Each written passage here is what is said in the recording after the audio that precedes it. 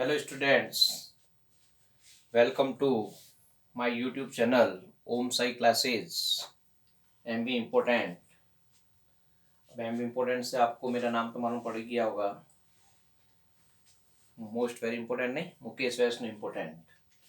तो बच्चों आज का जो अपना टॉपिक है वो बड़ा ही इंटरेस्टेड टॉपिक है और ये जो टॉपिक है वो आपको डिफरेंट कॉम्पिटिटिव एग्जाम में पूछा जाता है, चाहे वो नीट हो, चाहे एम्स हो, चाहे जी एडवांस हो, जी मेंस हो, इन सब कॉम्पिटिशन्स में ये क्वेश्चन आता है। तो जो अपना टॉपिक है वो है किरचॉफ लॉ इलेक्ट्रिक सर्किट का। तो किरचॉफ लॉ को अपन ने 3 पार्ट्स में डिवाइड किया है। आज अपन इसका फर्स्ट वीडियो में देखेंगे कीवर्ड, सेकंड वीडियो में अपन देखेंगे दोनों लॉज और थर्ड में इसका एप्लीकेशन यूजेस देखेंगे। तो किरचॉफ लॉ को देखने से पहले अपन इसके कीवर्ड्स देखते हैं। तो जनरल सर्किट जो होता है इलेक्ट्रिक सर्किट, और उसमें अपने को वी आई आर की वैल्यू फाइंड आउट करनी है। जब तो अपन सिंपल लेते हैं Ohm's law, V equals to I R. लेकिन अगर आपका कोई कॉम्प्लिकेटेड सर्किट आ जाता है और उसमें अपने को वी आई पी की या वी आई आर की वैल्यू फाइंड आउट करनी है, तो उसके लिए यूज लेते हैं अपन किरचॉफ लॉ।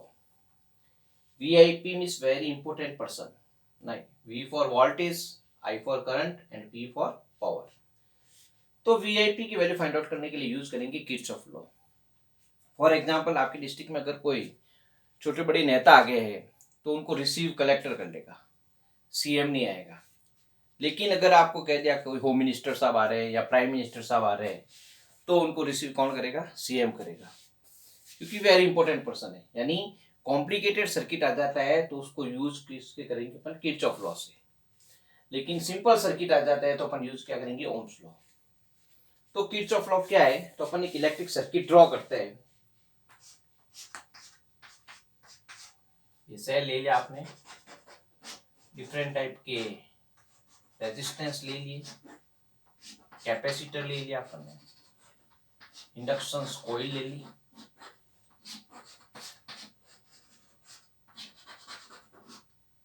ये अपन ने E1 वोल्ट का सेल हो गया आपका। ये resistance R1, R2, R3, R4, R5, R6, ये कैपेसिटर हो गया, ये इंडक्शन कॉइल हो गई, ये सेल हो गया E2। तो ये आपका एक कॉम्प्लिकेटेड सर्किट हो गया और इसमें अपने को वीआईपी की वैल्यू फाइंड आउट करनी है, वोल्टेज, करंट और पावर की। तो इसके लिए जो अपन यूज लेंगे वो लेंगे किरचॉफ लॉ। तो इसके कीवर्ड्स देखते हैं अपन। तो जो पहला कीवर्ड है वो आपका है नेटवर्क। जो पहला कीवर्ड है वो आपका क्या है? नेटवर्क। तो ये जो इलेक्ट्रिक सर्किट है ये सारा का सारा जो है वो क्या होगा? आपका नेटवर्क, जिसमें डिफरेंट टाइप के कंपोनेंट्स है, सेल भी है अलग अलग वोल्टेज के, रेजिस्टेंस है अलग अलग वैल्यू के, कैपेसिटर्स भी है, इंडक्शन कॉइल भी है। तो ये क्या हो गया? नेटवर्क, जाल। फॉर एग्जांपल स्कूल का प्रेयर ग्राउंड जो आपका है वो क्या होगा? आपका नेटवर्क। प्रेयर ग्राउंड में डिफरेंट टाइप की क्लासेज होती है, 9, 10, 11, 12, आर्ट्स, कॉमर्स, डिफरेंट टाइप के सब्जेक्ट टीचर्स होते हैं, पीटीआईज होता है, पियोन्स होते हैं, प्रिंसिपल सर होते हैं। तो ये सारा आपका क्या होगा? नेटवर्क। तो यहाँ पे भी देख लो इस सर्किट के अंदर डिफरेंट टाइप के रेजिस्टेंस है, डिफरेंट टाइप की कैपेसिटर्स है, सेल्स है। तो ये क्या हो गया? आपका नेटवर्क। तो प्रेयर ग्राउंड जो है वो है किसकी तरह बिहेवियर करेगा? Network. Second, branch, part of the current, part of the network. तो ये आपका जो है पार्ट ऑफ द नेटवर्क और पार्ट ऑफ द करंट, वो क्या होगा? आपका ब्रांच। जैसे फॉर एग्जांपल ये एक ब्रांच होगी जिसमें करंट की वैल्यू क्या रह रही हो? कांस्टेंट रह रही हो। ये ब्रांच होगी, ये ब्रांच होगी, ये ब्रांच होगी, ये ब्रांच होगी। अगर सपोज करो इसको आगे अपन थोड़ा और ज्वाइन कर दे रेजिस्टेंस से, तो ये भी एक ब्रांच होगी, ये सारी एक ब्रांच रहेगी। पाथ ऑफ द करंट क्या रहेगी? सेम रह रही है, ओनली करंट रोटेट हो रही है यहाँ पे, लेकिन वैल्यू क्या रह रही है? सेम रह रही है। तो ये टोटली एक ब्रांच होगी। तो पार्ट ऑफ द नेटवर्क और पाथ ऑफ द करंट, तो वो आपकी क्या होती है कि ब्रांच। जैसे वही आपका प्ले ग्राउंड है स्कूल का और उसमें अपन ने कहा 10th 11th science 12th science, तो वो सारी क्या होगी? ब्रांचेज होगी, अलग अलग क्लासेज जो है वो क्या होगी? ब्रांचेज होगी। उन सब में करंट की वैल्यू कांस्टेंट रहेगी। For example principal sir twelfth science को कुछ इंस्ट्रक्शन देना चाहते हैं तो पूरे प्लेग्राउंड के अंदर ट्वेल्थ साइंस वो अलर्ट हो जाएगी, क्योंकि इसको इन्फॉर्मेशन मालूम है, कोई अपन को इन्फॉर्मेशन मिल रही है साइंस की, तो वो क्या होगी ब्रांच। सिमिलरली 10th है, 11th है, तो ये सारी क्या होगी ब्रांचेज। थर्ड आपका है नोड और टर्मिनल्स, संधि बिंदु, जहां पे टू और मोर देन ब्रांचेज आके वो मीट टू ईच अदर, मिल जाती है, तो वो आपका क्या होगा नोड्स और टर्मिनल्स। जैसे सपोज यहाँ देखो इस पॉइंट्स पे ये ब्रांच आ रही है, ये ब्रांच आ रही है, ये ब्रांच आ रही है, तो ये क्या हो गया आपका नोड्स टर्मिनल्स। ये क्या हो गया nodes nodes nodes nodes nodes. तो टू एंड मोर देन जो ब्रांचेज है वो मीट टू ईच अदर आकर मिल जाती है, तो वो क्या होगी ब्रांच जो मिल जाती है, वो क्या होगा नोड्स और टर्मिनल्स। इसको अपन नोड और टर्मिनल्स नहीं बोल सकते, क्योंकि ये ब्रांच क्या हो रही है यहाँ से पूरी डॉटेड ही हो रही है, तो ये ब्रांच है, ये नोड और टर्मिनल्स नहीं होगा।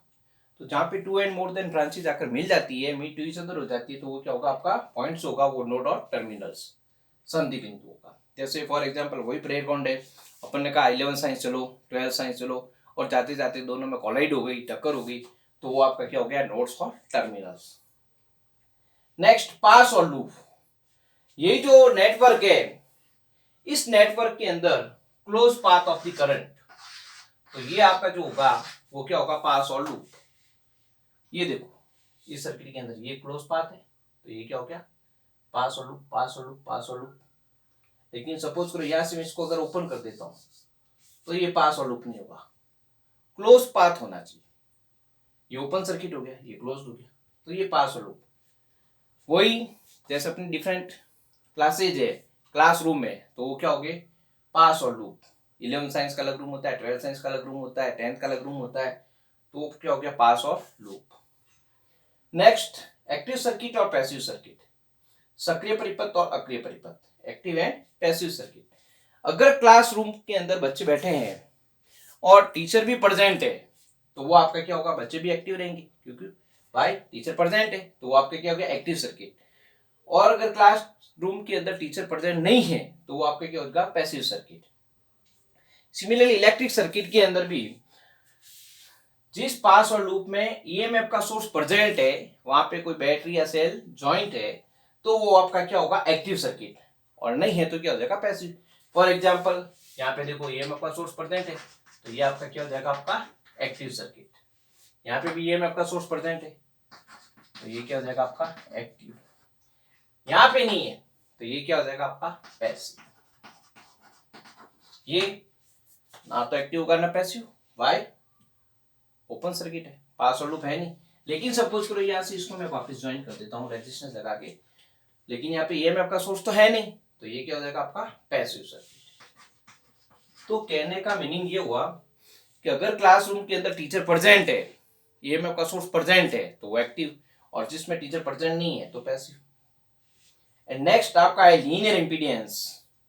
लीनियर इंपीडेंस जो आपके रेजिस्टेंस है, इंडक्टेंस है, कैपेसिटेंस है, इसमें अगर अपन वी और आई में ग्राफ ड्रॉ करें, और वो ग्राफ अगर आपका स्ट्रेट लाइन आ रहा है, तो ये जो होंगे वो क्या होंगे लीनियर इंपीडेंस। और वो जो होता है वो किसमें होता है generally R L and C.